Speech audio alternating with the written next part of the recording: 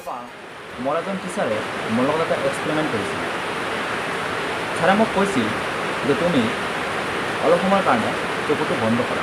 মই চকুটো বন্ধ কৰিছিলোঁ আৰু ছাৰে কৈছিল যে তুমি এতিয়া পৃথিৱীত যিকোনো বস্তু লৈ যিকোনো বিষয় লৈ চিন্তা কৰা, কিন্তু এটা পিংক এলিফেণ্ট বাদে, অৰ্থাৎ এটা পিংক এলিফেণ্টক চিন্তা নকৰি তুমি পৃথিৱীৰ যিকোনো এটা বস্তু লৈ চিন্তা কৰা।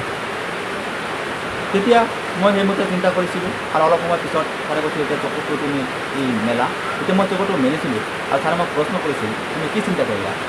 তেতিয়া মই কৈছিলোঁ যে আপুনি যেতিয়া পিংক এলিফেণ্টৰ কথা মোক কৈছিল তেতিয়া মোৰ মূৰত অকল পিংক এলিফেণ্টটোৱে ঘূৰি আছিল। মই বেলেগ একো চিন্তা কৰিব পৰা নাই, অকল এই পিংক এলিফেণ্টটো মোৰ মূৰত বাৰে বাৰে ঘূৰি আছিল। তেতিয়া ছাৰে কৈছিল একজেক্ট এইটো হোৱাৰ কথা, সকলো ক্ষেত্ৰত এই একেই বস্তু হয়। কাৰণ আমাক যেতিয়া কোনো এটা বস্তু চিন্তা কৰিবলৈ নিষেধ কৰা হয় তেতিয়া আমাৰ সেই বস্তুটোৱে আমি বেছি চিন্তা কৰোঁ।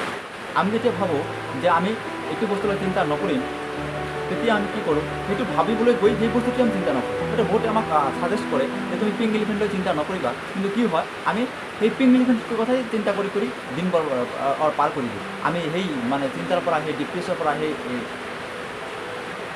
ষ্ট্ৰেছৰ পৰা আমি ওলাই আহিব নোৱাৰোঁ। আমাৰ লাইফৰ এটা ফিলচফি আমি যদি ভালদৰে বুজি পাওঁ, তেতিয়া আমি নিজৰ জীৱনক এটা ডাঙৰ হেল্প কৰিব পাৰোঁ। যেতিয়া আমাৰ জীৱনত